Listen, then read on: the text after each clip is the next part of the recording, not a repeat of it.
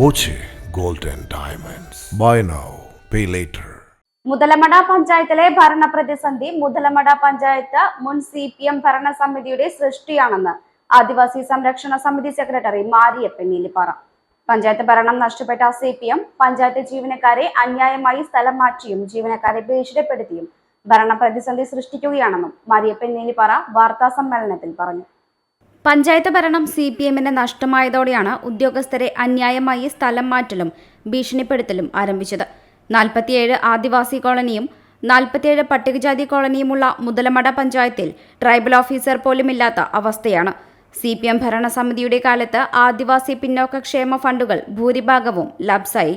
പഞ്ചായത്തിൽ ആവശ്യത്തിന് ജീവനക്കാരെ നിയമിക്കണമെന്നാവശ്യപ്പെട്ട് പഞ്ചായത്ത് പ്രസിഡന്റും വൈസ് പ്രസിഡന്റും നടത്തിവരുന്ന രാപ്പകൽ നിരാഹാര സമരത്തിന് ആദിവാസി സംരക്ഷണ സമിതി പിന്തുണ നൽകിയത് ആദിവാസി ഫണ്ട് നഷ്ടപ്പെടാതിരിക്കാനാണ്.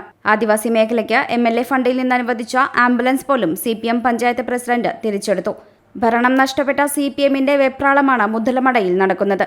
ആവശ്യത്തിന് ജീവനക്കാരെ നിയമിക്കാനും ആദിവാസി പിന്നോക്ക ഫണ്ടിൽ തട്ടിപ്പ് നടത്തിയവർക്കെതിരെ നടപടിയും ആവശ്യപ്പെട്ട് കോടതിയെ സമീപിക്കും.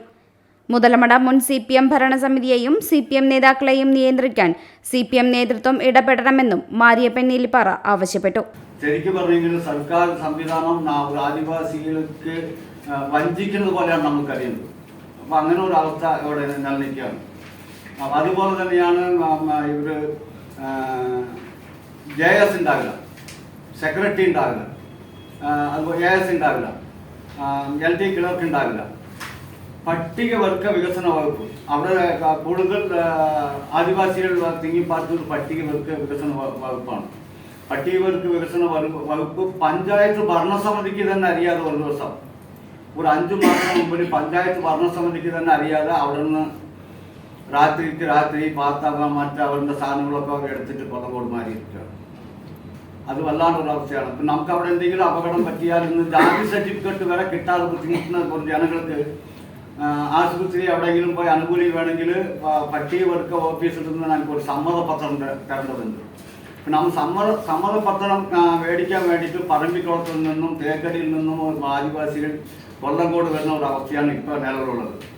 ഊരുമൂപ്പന്മാരായ രാമൻകുട്ടി, ചിന്നസ്വാമി, ആദിവാസി സംരക്ഷണ സമിതി പ്രസിഡന്റ് മുരുകേശൻ എന്നിവരും വാർത്താ സമ്മേളനത്തിൽ പങ്കെടുത്തു. Time kids pre school, Mannannur road, Vaniyamkulam. .view news. കാഴ്ചകളാണ് ലോകം, കണ്ടു തുടങ്ങുക.